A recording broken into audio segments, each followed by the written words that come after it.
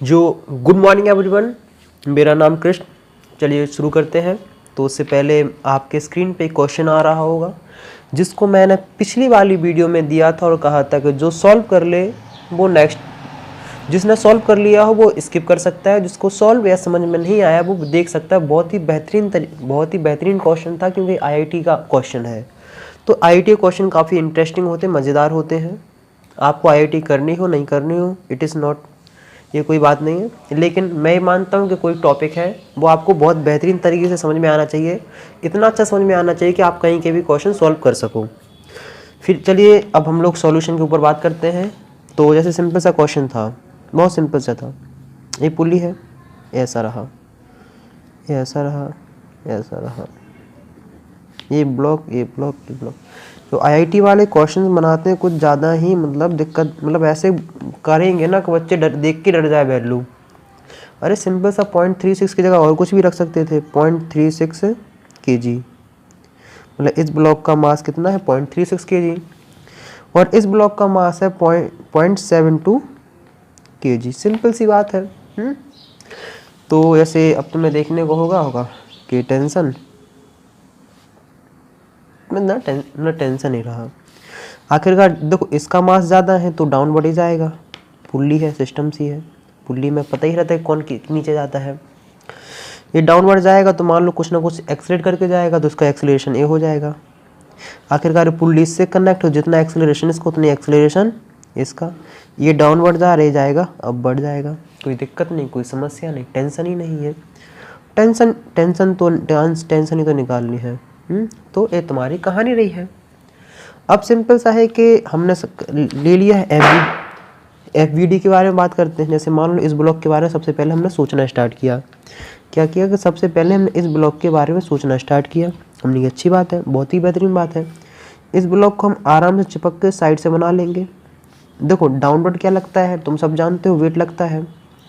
Upward तुम जानते हो टेंशन है। क्या है, ए रहा। और मोशन हो रहा है इस साइड, एक्सेलरेशन से। तो जिस साइड मोशन हो रहा उसको, उस साइड वाले को लिखते हैं पहले W minus T equal to M A. इसके मास को m बोल रहे हैं, बड़ा M। इसके छोटे वाले को छोटा m बोलेंगे। एक तुमने इक्वेशन बना ली है। इसको अगर और सिंप्लीफाई करके लिखो तो वेट इक्वल टू क्या होता है, mg। सब जानते हैं mg। तो मास कितना है, मास है 0.72 into g minus T equal to 0.72 a. तो हमारे पास 0.72 g minus T equal to 0.72 a. Simple सी कहानी है, बेहतरीन सी मज़ेदार बात है। अब ऐसी सेम टू सेम हम इस दूसरे ब्लॉक के लिए करेंगे। दूसरा ब्लॉक भी हम लेंगे और इस साइड ले लेंगे।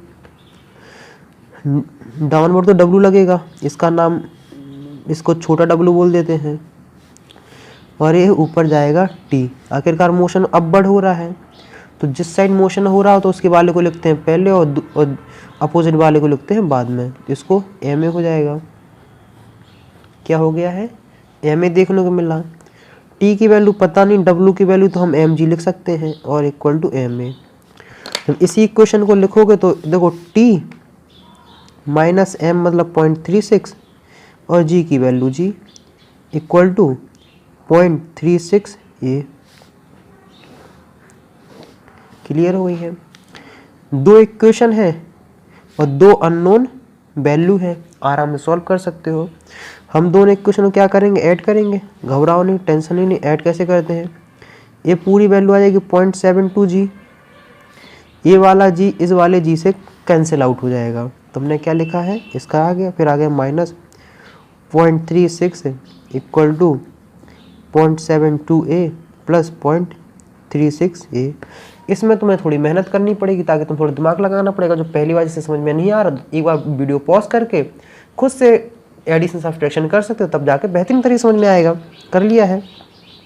जी एक साइड कर लेंगे, 0.72 माइनस 0.36 जी। ए साइड करेंगे 0.72 प्लस 0.36 ए। इतनी बात हो गई है क्लियर। हम क्या करें, ए की वैल्यू निकालनी, इन दोनों को जब माइनस करोगे तो आंसर आएगा 0.36 जी। और इन दोनों को तुम जब ऐड करोगे तो आएगा कितना, 0.98। जब तुम इसको मतलब सॉल्व करोगे तो ए की वैल्यू आ जाएगी g/3। कितनी आ गई है? g/3। अभी g की वैल्यू वही है, g की वैल्यू हम मान के चल रहे हैं 10। अभी इसलिए नहीं रखें ताकि वैल्यू हो जाएंगे, पॉइंट हो जाएंगे, परेशान हो जाएंगे। इतनी सी बात होगी, क्लियर है। अब हम सिंपल सा क्या मान के चलते हैं, एक रेफरेंस पॉइंट है। मान लो इनिशियली ब्लॉक यहाँ था, इनिशियली इसकी वेलोसिटी 0 थी, यहाँ से मूव करके मान लो यहाँ तक आ गया है। तो मान लो ए पॉइंट ए है, बी पॉइंट बी, मतलब आखिरकार हमें ए भी तो निकालना है। मतलब हमारे पास एक्सेलरेशन की वैल्यू है g/3, इनिशियल वेलोसिटी है 0 और हमारे पास टाइम दे रखा है 1। तो हम जानते हैं कि जब भी मोशन वाली बात आती है तो हम तीन इक्वेशन यूज़ करते हैं। b = at + u, s = ut + half at² और b² होता है 2as + u²। बात बिल्कुल क्लियर, मज़ेदार, बेहतरीन। ये वाली इक्वेशन इसलिए यूज़ नहीं करेंगे क्योंकि इसमें है फाइनल वेलोसिटी का नहीं पता और डिस्टेंस हमें निकालना, डिस्टेंस इसमें होगा नहीं। अब कन्फ्यूजन आती इस दो इक्वेशन में कौन सी इक्वेशन यूज़ करोगे। देखो अब तीसरी इस पे हम क्यों नहीं करेंगे, इसमें फाइनल वेलोसिटी की है और फाइनल वेलोसिटी है पता नहीं है, तुम नहीं करेंगे और हमें निकालना s, तो हम इसलिए करेंगे ये वाली इक्वेशन। तो s = ut + half at²। Initial velocity 0, time की वैल्यू तुम 1 रख सकते हो और 1/2 और a की वैल्यू जो हमने निकालनी है वो निकाली g/3 और t मतलब 1 का स्क्वायर। तो s = क्या आ गया है g/6, मतलब ए बी की जो वैल्यू तुम्हें देखने को वो आएगी g/6। इतनी सी बात क्लियर। अब तो कोई दिक्कत ही नहीं है क्योंकि हमने क्या निकाल लिया, हमने निकाल ली है ए बी मतलब s की वैल्यू निकाल ली है। इतनी बात क्लियर हो गई है। अब इसमें तुम कोई भी इक्वेशन लो और t की वैल्यू निकाल लो क्योंकि हमें वर्क डन बाय टेंशन तो निकालना है। तो W = TS cos थीटा। वैसे थीटा इसी डायरेक्शन में टेंशन है, इसी डायरेक्शन में डिस्प्लेसमेंट है, तो आखिरकार हम उसको क्या ले लेंगे, हम सिंपल सा ले लेंगे s की वैल्यू। तो थीटा = 0 इक्वली। अब मेन बात है टेंशन निकालनी है। तुम इन दोनों इक्वेशन में से कोई भी इक्वेशन यूज़ कर लो, सिंपल सी t की वैल्यू सब में से एक ही आएगी। तो जो हम इक्वेशन लेके चल रहे हैं हम इसको लेके चल रहे हैं। तो t - 0.36 g = 0.36। ए की वैल्यू कितनी है, ए की वैल्यू हमने निकाली g/3, तो यहाँ लिख दो g/3। तो t = क्या देखने को मिला, t हमें देखने को मिला है 0.36 g + 0.36 g/3। इन दोनों करोगे तो हो जाएगा कितना, देखो 0.36 g 1 + 1/3। पूरा जब तुम सॉल्व करके इसको निकालोगे तो इसका जो आंसर तुम्हें देखने को मिलेगा वो देखने को मिलेगा 0.48 g, मतलब हमने टेंशन की वैल्यू निकाल ली है। अब सिंपल सा हमें कुछ नहीं करना, सिंपल सा हमें वर्क का फॉर्मूला रखना है। W =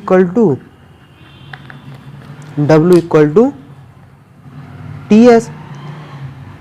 तो t की वैल्यू आ गई है 0.48 g और s की वैल्यू हमारे पास है 6/g, g/6 सॉरी है। तो इसको हमने लिखा, तो इसको जब हम करोगे 0.08 g²। g की वैल्यू हम मान के चल रहे हैं 10, तो 0.08 × 10 का स्क्वायर, तो मैं तुम्हें देखने को बोला 8 जूल, मतलब वर्क = क्या आ रहा होगा, वर्क = आ रहा है 8 जूल। यहाँ तक कि तुम्हारे हो गया क्वेश्चन बेहतरीन तरीके से। अब हम बढ़ते हैं नेक्स्ट टॉपिक की तरह, ताकि आज जो हम पढ़ने वाले हैं वो क्या है, work done by variable force. ये काफ़ी बच्चों को ज़्यादा परेशान करता है क्योंकि आज तक तो वेरिएबल वाला कभी सुना ही नहीं था। 11th क्लास में पहली बार दर्शन होते हैं इसलिए ज़्यादा और परेशान करते हैं। इसलिए इसको अपन बड़े प्यार से और अच्छी तरीके से समझेंगे। तो इसका नाम सबसे पहले डाल लो, क्या, work done by variable force. तो सबसे पहले हम लोग करते हैं कि नामकरण कर लेते हैं, work done by variable force. और दिक्कत इस जगह की है कि जो चीज़ अपन को नहीं आती है एग्जाम में ससुरे वही पूछते हैं और हमारे और सिट्टी बिट्टी गुल हो जाती है। तो अपन सबसे पहले पढ़ते हैं कि आखिरकार इसकी लोचा क्या है। हमने सबसे पहले क्या पढ़ रखा है, हम देखो बेसिक सी बात करते हैं, ज़्यादा परेशान होने वाली बात नहीं है। क्या तुम्हें परेशान होने वाली बात नहीं है? जैसे मान लो हमने वर्क इक्वल टू क्या पढ़ रखा है, हमने पढ़ रखा है फोर्स एंड डिस्प्लेसमेंट। मतलब इतनी सी बात, मतलब दो फैक्टर हैं, एक और दूसरा है। कभी कभार ऐसा होता है, अभी तक जो हम लोग पढ़ के आ रहे थे कि देख रहे थे आखिर तुम्हारा डिस्टेंस चेंज हो रहा है ए से लेके बी तक है, उस पे लेकिन कांस्टेंट फोर्स लग रहा था। कांस्टेंट फोर्स का मतलब ऐसा था कि फोर्स की वैल्यू चेंज नहीं हो रही थी किसी भी पॉइंट पे। जैसे अगर मान लो यहाँ से लेके यहाँ तक कोई ऑब्जेक्ट मूव किया, मतलब 2 मीटर तक मूव कराया हमने, तो ऐसा नहीं कि एफ की वैल्यू यहाँ 10 न्यूटन है तो यहाँ 15 न्यूटन हो जाएगी, मतलब ऐसे नहीं, हर जगह एक ही न्यूटन, मतलब 10 न्यूटन ही कांस्टेंट सब में फोर्स लगाता आ रहा था, इसलिए कांस्टेंट है। लेकिन कई बार तुम्हें ऐसा देखने को मिलेगा कि फोर्स की वैल्यू तुम्हें वेरिएबल दिखेगी, मतलब हर पॉइंट पर उसकी वैल्यू चेंज, मतलब कहीं ना कहीं पॉइंट पे वैल्यू चेंज होते दिखेगी। उसी चीज़ को हम लोग को समझना है। तो सबसे पहले हम लोग ग्राफ बनाते हैं, आखिरकार कि हम 2 ग्राफ बनाते हैं, तुम्हें बेहतरीन तरीके से समझ में आ जाएगी। फोर्स और डिस्प्लेसमेंट में पहला और ये दूसरा है। तुम ग्राफ देख के ही बता दोगे कि आखिर इसको सॉल्व करते कैसे हैं। जैसे सबसे पहले हम बनाते हैं, वो बनाते हैं कांस्टेंट फोर्स का, कि अगर किसी ऑब्जेक्ट पे कांस्टेंट फोर्स अप्लाई हो। कांस्टेंट फोर्स का मतलब होता है कि एफ की वैल्यू, मतलब इसकी वैल्यू चेंज, मतलब स्टेट ऐसा बना दो। कैसा है? स्टेट सिंपल से ऐसा बना दो। देखो यहाँ की अगर मान लो यहाँ हमने 10 मान ली है, तो अगर तुम और मान लो ये 1 है, 2 है, 3 है और 4 है, 5 है। अगर तुम किसी पॉइंट पे देखो, अगर मान लो इस पॉइंट पे तुम निकालना चाहोगे तो 1,10 यहाँ भी आएगा, 2,10 यहाँ भी आएगा। देखो सिर्फ ये वाली वैल्यू चेंज नहीं हो रही, ये वैल्यू चेंज हो रही है। यहाँ अगर तुम देखोगे तो यहाँ आ जाएगा 5,10। इसका मतलब है कि बाई कोऑर्डिनेट चेंज हो ही नहीं रहा है। तो ये सब किसका है? कांस्टेंट फोर्स का है। अगर जब कांस्टेंट फोर्स अप्लाइड हो, वर्क अभी बिल्कुल ग्राफ से भी निकालना बता देंगे, आखिर ग्राफ से वर्क कैसे निकालते हैं। चिंता नहीं करनी है बिल्कुल भी, तुम्हें बहुत ही बेहतरीन तरीके से, मज़ेदार तरीके से तुम्हें समझ में आएगा। अब दिक्कत दूसरी जगह कि मान लो वेरिएबल फोर्स लग रहा हो। क्या लग रहा हो? Variable force. वेरिएबल फोर्स का मतलब ऐसा होता है कि हाँ, हमेशा एफ की वैल्यू चेंज हो रही, मतलब एफ की वैल्यू कांस्टेंट नहीं है। जैसे मान लो अगर हम इसको मान लो हमने 2 मान लिया, यहाँ मान लो हमने 3 मान लिया, 4, 5 और 6, 1, 2, 3, 4, 5, 6। अगर हम पॉइंट रखते हैं तो यहाँ मान लो ए है, इसका 1,2 है। अगर यहाँ रखोगे तुम तो इसका हो जाएगा 3,3। अगर तुम मान लो यहाँ रखने गए तो यहाँ हो जाएगा 5,5। और यहाँ जो रखने गए तो तुम यहाँ देखोगे कि 5,5.5। मतलब हर जगह देखो वैल्यू चेंज होती दिख रही है ना। तो ये किसका पार्ट है? ये है वेरिएबल फोर्स। तो आखिरकार आता है कि वेरिएबल, इसका हम लोग क्वेश्चन कैसे हैंडल करते हैं। देखो मान लो ए एफ है, ए एस है। अगर मान लो हम इसको ऐसे बोल देते हैं कि इस चीज़ का तुम्हें एरिया निकालना है। क्या निकालना? एरिया। तुम कहोगे सबसे पहले लेंथ दो और ब्रेथ दो, इन दोनों का मल्टीप्लिकेशन ही तो शायद इसका एरिया होता है। लेंथ इनटू ब्रेथ क्या होता है? एरिया होता है। अगर मान लो तुम कोई भी ग्राफ मान लो, जैसे इतना सा, पहले सबसे पहले हम लोग सिंपल से जाते हैं। अगर मान लो हमें निकालना क्या, आखिर इसमें कितना वर्क डन है, आखिरकार इसमें कितना। देखो ये जो है इतनी, ये जो ए एस है मतलब एफ है, और यहाँ से क्या है? ए एस है। इन दोनों का मल्टीप्लिकेशन करो तो एफ इंटू एस करोगे, तो एफ इंटू एस करोगे तो वही तो वर्क होता है। और तुम जानते हो इसको और इसका अगर मल्टीप्लिकेशन करोगे तो इसका जो एरिया तुम्हें देखने को मिल जाएगा। क्या मिल जाएगा? तुम्हें एरिया देखने को मिल जाएगा। इसका मतलब ये है कि जब भी फोर्स एंड डिस्प्लेसमेंट का ग्राफ बनता है, उसके कर्व के अंदर जो एरिया कवर्ड होता है वही वर्क की वैल्यू होती है। अगर सेम टू सेम यहाँ हम घूम के पहुँच जाते हैं, कहाँ पहुँच जाते हैं? यहाँ घूम के पहुँच जाते हैं। मान लो हमें निकालना है कि यहाँ से एक से लेके आखिरकार इतना जो डिस्टेंस हमने कवर किया है, तो आखिरकार इसमें हमने कितना वर्क किया, तो हमने कहा वर्क बेसिकली क्या है, एक प्रकार का एरिया कवर करा गया है। तो बेसिकली इतना एरिया तुम्हें कवर कराना है कि नहीं, इसी एरिया की अगर तुमने वैल्यू निकाल ली है तो तुम लगभग सब चीज़ जान गए हो। तो बेसिकली हम क्या करके चलते हैं, रेक्टेंगल में चलते हैं। जैसे मान लो यहाँ से गए, इस पॉइंट को हमने, देखो इस पॉइंट को हमने बना लिया है, क्या बना लिया है, इतना, मतलब पहले इसका एरिया निकाल लो। यही तो बात होगी कि नहीं, कि पहले इतने का एरिया निकाल लेते हैं। जब इतने का एरिया निकाल आए, देखो सुनो, पहले इतना एरिया निकाल लो और फिर ये मतलब यहाँ से तुम्हें देखने को मिलेगा, तो बेसिकली थोड़ा सा इतना सा देखने को मिलेगा, फिर इसका एरिया ऐड कर दो, तो जो आंसर आएगा वही वर्क की वैल्यू आएगी।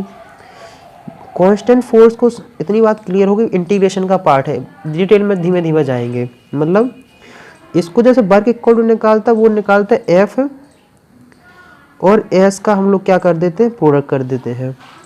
यहाँ जो होता है, यहाँ जो फोर्स होता है वो कांस्टेंट होता है। यहाँ जो हम वेरिएबल फोर्स के लिए जो हम निकालते हैं, उसका फॉर्मूला हमेशा से याद रखना, जब भी कहीं भी आए तो वर्क इक्वल टू क्या होता है, लिख लेना कि x इनिशियल से लेके x फाइनल और f dx, इतनी सी बात हमेशा याद रखना। जैसे यहाँ x इनिशियली क्या था, 1 था, और यहाँ से यहाँ तक जा रहे हैं, और फाइनली हमारे पास क्या था, 2 था। तो ऐसे इस पे हम लोग एक अच्छा सा क्वेश्चन कर लेंगे तो सिंपल सी समझ में आ जाएगा। कई बार ये लोग ग्राफ का ही पूछ रहे, तो ग्राफ से तुम्हें समझ में आ गया होगा कि अगर एफ और एस का स्लोप ऐसा जाए, ऐसा स्ट्रेट लाइन जाए, इसका मतलब है कि कांस्टेंट फोर्स उस पर अप्लाइड हो रहा है। अगर इसके अलावा कैसा भी लाइन बने तो समझ लेना कि उस पर वेरिएबल फोर्स अप्लाइड हो रहा है। एक हम लोग क्या करते हैं, अच्छा सा करते हैं क्वेश्चन, हम क्या करते हैं, अच्छा सा कोई प्यारा सा क्वेश्चन हम लोग सॉल्व करते हैं, तब जाके कोई मज़ा आएगा। जैसे अब देखो तुम्हारे दिमाग में आ रहा होगा कि जो कांस्टेंट फोर्स होता है उसकी जब तुम भी मतलब कोई भी देखोगे फॉर्मूला, उसमें देखना कांस्टेंट वैल्यू लेती है, लेकिन वेरिएबल में देखना तुम्हें कोई इक्वेशन टाइप का सॉल्व कराने को दिया जाता है। बहुत सिंपल सा है, जैसे मान लो एफ की वैल्यू है जो 7 - 2x + 3x स्क्वायर, क्या है, 7 - 2x + 3x स्क्वायर, और आखिरकार जो तुम्हें मूव हो रहा है x 0 से लेकर कहाँ तक जा रहे हैं, वो जा रहे हैं x की 5 तक। ये तुम्हारे पास दो कंडीशन गिवन है। अब तुम्हें निकालना है कि आखिरकार ये, तो सबसे पहले पता करना है कि ये कांस्टेंट फोर्स है या वेरिएबल फोर्स है। तो देखो ये है वेरिएबल फोर्स, क्योंकि इसमें अगर तुम x की वैल्यू रखते जाओगे तो देखना अलग अलग जगह फोर्स की वैल्यू अलग अलग आएगी। जैसे F = 7 - 2x + 3x square, x की वैल्यू कितनी ले लो, 0 ले लो। x की वैल्यू तुम 0 लोगे तो 7 - 2 × 0 + 3 0 का स्क्वायर, तो आंसर आई 7। मतलब जब तुम x कौन इस पे हो यहाँ, तब f की वैल्यू 7 है। जब x की वैल्यू 1 हो जाए तो f की वैल्यू होगी 7 - 2 × 1 + 3 × 1 का स्क्वायर, 7 - 2 + 3, तो तुम्हें देखने को मिलेगा उनका 8 न्यूटन। अब देखो ये पिछली वाली से ये वाली वैल्यू चेंज, अगर तुम x की वैल्यू क्या रखते हो, 2 रखते हो, तो तुम्हें देखने को मिलेगा 7 - 2 × 2 + 3 × 4, तो 7 - 4 + 12 19 - 4 15, मतलब हर पॉइंट पे इसकी वैल्यू हो रही है चेंज। इसका मतलब ये कौन सा फोर्स है, ये है वेरिएबल फोर्स। तो वेरिएबल फोर्स हैंडल करने के लिए वर्क इक्वल टू क्या होता है, कहाँ से कहाँ तक जा रहे हैं, तो 0 से लेके 5 तक। इंटीग्रेशन का पार्ट है, थोड़ा सा बेसिक हमने बताया था, बाकी जो होता है हार्ड वाला वो 12th क्लास की मैथ में होता है। तो हमने किया 7 - 2x + 3x स्क्वायर dx, इतना सॉल्व करोगे तो जो तुम सॉल्व करने के, देखो इसका बहुत सिंपल सा है कि 7x - 2x स्क्वायर / 2 और प्लस 3x की पावर 3/3, 0 से लेके 5। कई लोगों के दिमाग में ये वाला चमका नहीं होगा, मुझे भी पता है, कोई बात नहीं, मैं तुम्हें दोबारा समझाता हूँ। जैसे मान लो किसी भी चीज़ का तुम इंटीग्रेशन कर रहे हो, वैसे हम लोग बेसिकली अभी एक्स वाई में ही करते, ट्रिग्नोमेट्रिक में हम लोग बाद में जाएंगे। तो जैसे मान लो ऐसे करते हैं, तो x की पावर हमने मान लिया है n, और इसका dx मतलब इंटीग्रेशन करना है, और हमें क्या करना है, x1 से लेके x2 तक हम लोग मूवमेंट कर रहे हैं। इतना समझना बेसिकली कैसे यूज़ करते हैं, कैसे लिमिट पुट करते हैं। देखो इसमें होता है कि n+1, जितनी भी n की वैल्यू उसमें n+1 तुम्हें करना होता है। और जो भी ये इसके बाद वैल्यू आए जो n+1 है, उसको तुम्हें नीचे लिखना n+1। सिंपल सा हमने ऐसा लिख दिया। तो और x1 और x2, वैसे ही वाला तुम्हारे दिमाग में नहीं चमका होगा, मैं तुम्हारे एग्जाम्पल से तुम्हें समझाता हूँ। क्या करता हूँ, तुम्हें एक एग्जाम्पल समझाता हूँ। जैसे मान लो मैंने क्या कहा है कि x² dx करो 1 से लेके 3 तक, क्या करो 1 से लेके 3 तक। तो हमने क्या कहा है कि जो लिखी हो उसमें 1 ऐड कर दो, तो 2 + 1 3 हो जाएगा, और 3 से ही डिवाइड कर दो। जो आंसर यहाँ है उसी से तुम्हें डिवाइड करना होता है। यहाँ 1 रख दो, यहाँ 3 रख दो। देखो इसकी कहानी ऐसी है कि पहले अपर लिमिट रखी जाती है, इसे बोलते हैं अपर लिमिट, और इसको भी अपर लिमिट बोलते हैं, और नीचे वाले को बोलते हैं लोअर लिमिट। तो मतलब इसको भी हम लोग लोअर लिमिट ही बोलते हैं। पहले रखोगे तो x की जो 3 है वो बेसिकली हमें x की जगह रखना है। किसकी जगह रखना है, x की जगह। तो 3 का क्यूब अपॉन 3, फिर लगाते हैं माइनस, और फिर रखते हैं लोअर लिमिट। तो फिर रखते हैं 1 की पावर 3 अपॉन 3। ये पूरा सॉल्व कर दो, आंसर हो जाएगा 9/27/3 माइनस 1/3। तो आंसर जो तुम्हें देखने को मिला 26/3, ये होगा इसका आंसर। और अब हम लोग अपनी चीज़ पे उतर आते हैं, जो हमने बेसिकली भी सॉल्व किया था। हमने वर्ग की वैल्यू क्या निकाली, वर्ग इक्वल टू हो गया है 7x - x² + x की पावर 3 अपॉन 0.5। चलो हम लोग रखते हैं, सबसे पहले हम अपर लिमिट रखते हैं पूरी में। 7 × 5 - 5 का स्क्वायर + 5 का क्यूब, इतनी सी रख ली है। अब इसको कर दो माइनस, किससे 0 0 रखोगे तो 0 0 और 0। तो बेसिकली तुम्हें देखने को मिलेगा 7 5 जा 35 माइनस 25 + 125। जो तुम्हें इसका आंसर मिलेगा वो आंसर मिलेगा 135 जूल। और प्रैक्टिस करोगे तब जाके बेहतरीन तरीके से तुम्हें समझ में आएगा। मुझे लगता है कि इतने लगभग तुम्हें हर चीज़ क्लियर हो गई होगी। हम लोग सिंपल सा ये भी कर सकते हैं कि आखिरकार ग्राफ की हेल्प से हम कैसे वर्ग की वैल्यू निकालते हैं, उसके बारे में डिस्कशन करते हैं। जैसे मान लो आपके पास एक क्वेश्चन है, सिंपल सा मैं बना देता हूँ कि ये कोई ग्राफ है। जो ग्राफ बना है वो किसके बना है, फोर्स एंड एस, एक्स मतलब डिस्प्लेसमेंट के बारे में। यहाँ 1 है, यहाँ 2 है, यहाँ 3 है, यहाँ 4 है। यहाँ हम रख लेते हैं 10, और जो नीचे डाउनवर्ड है वहाँ है -10। ऐसा गया ग्राफ, ऐसा बना, ऐसा गया, ऐसा बना, ऐसा गया, और फिर बना है गया है ऐसा। तो आखिरकार जो एरिया कवर्ड हो रहा है, क्या हो रहा है, जो एरिया कवर्ड हो रहा है आखिरकार वही क्या है, वही है वर्क। उसी चीज़ को हम बोलेंगे वर्क। यहाँ थोड़ा देख लेना कि यहाँ थोड़ा मतलब तुम्हें बहुत चीज़ समझ में आ जाएगी। और अब जो हम देखते हैं वो है ये।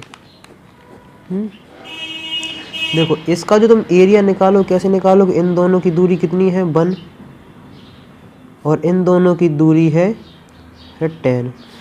1 × 10 = 10 कन्फर्म। मतलब इसकी W1 की वैल्यू आ रही इतनी। इसकी जो तुम वैल्यू निकालोगे तो यहाँ से लेके यहाँ तक की वैल्यू 1 है, लेकिन ऊपर से नीचे हो जाएगी -10।